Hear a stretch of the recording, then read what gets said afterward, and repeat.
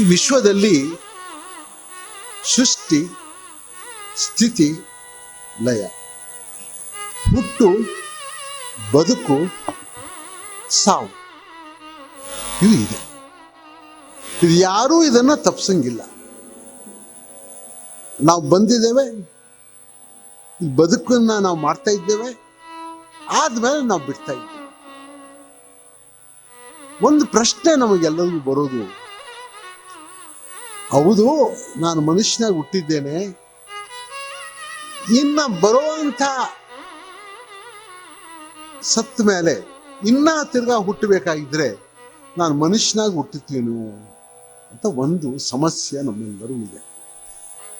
ಈ ಸಮಸ್ಯೆಗೆ ಸಂತರು, ಋಷಿ ಮುನಿಗಳು, ಪರಮಾತ್ಮ ಎಲ್ಲರೂ ಇದ್ರ ಬಗ್ಗೆ ಭಾರಿ ವಿಶಾಲವಾಗಿ ತಿಳಿಸ್ಕೊಟ್ಟಿದ್ದಾರೆ. ಅದೇ ಬ್ರಹ್ಮಜ್ಞಾನ. ಏನು ಈ ಬ್ರಹ್ಮಜ್ಞಾನ? ಈ ಮರ್ಮ ಏನು? ಇದು ಒಂದು ಕರ್ಮ ಅಂತ. ಕರ್ಮ ಅಂದ್ರೆ ನಾನು ಏನು ಮಾಡಿದ್ದೇನೋ ಅದು ಇವತ್ತಿನ ದಿವಸ ಆ ಥರಲ್ಲಿ ನಾನು ಹುಡ್ತಾ ಇದ್ದೇನೆ.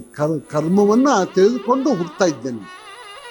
ಈ ಬದುಕಿನಲ್ಲಿ ಕರ್ಮಗಳನ್ನ ನಾನು ಸೇರಿಸ್ತೇನೆ. ಬಿಡುವಾಗ ಕರ್ಮಗಳನ್ನ ಈ ಹುಟ್ಟಿದ್ದ ಹಿಂದೆ ಜನ್ಮದಲ್ಲೂ ಈ ಜನ್ಮದಲ್ಲೂ ಹೋಗುವಾಗ ಎರಡೂ ಜನ್ಮ ತೆಗೆದುಕೊಂಡು ಮುಂದೆ ಹೋಗ್ತಾ ಇದ್ದೆ. ಇದಕ್ಕೆ ಏನಾದರೂ ಒಂದು ಬಿಡುಗಡೆ ಇಲ್ಲಿವೆ. ಇದು ಎಲ್ಲ ಸಂತರ ನಾವು ಯಾಕೆ ಸಂತರ ಹತ್ರ ಹೋಗುದು?